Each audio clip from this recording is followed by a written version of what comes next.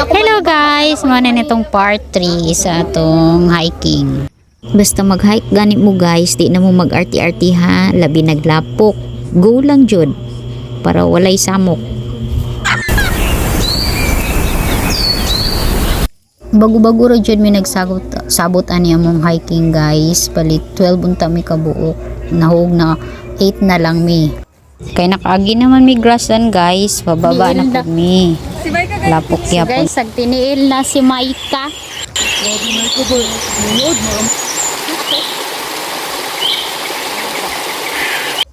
Another sapa na pud amo ang agian guys, medyo dako-dako na siya.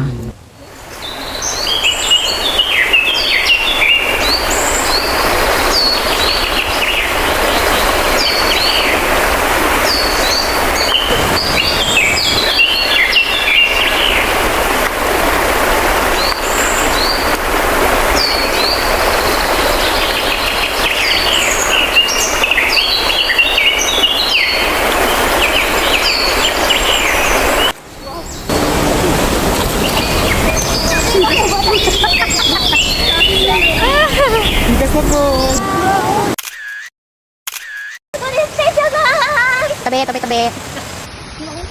Ipagkaunta ba seryoso ba sila? Kita mo balay? Sige, sarita lang, makita nang nato na. Bato. Oh no!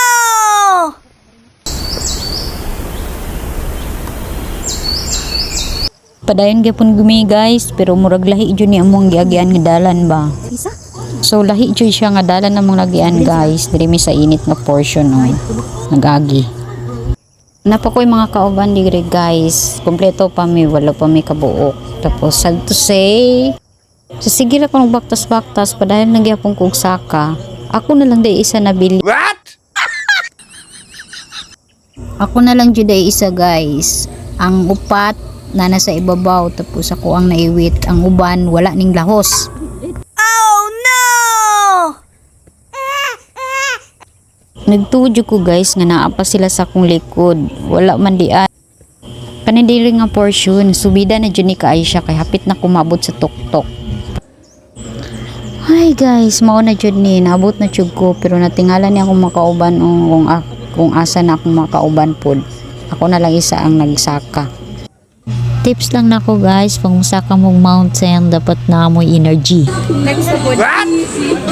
Ay, agi na taglayag. Ano oy? Mas taas to, 800. Ini kay 300 lang ni. Dito sa grass lang 300. So diri guys, relax na kayo kay nakaabot naman dyan sa tuktok. Kaon-kaon sa see you. My next vlog. Bye!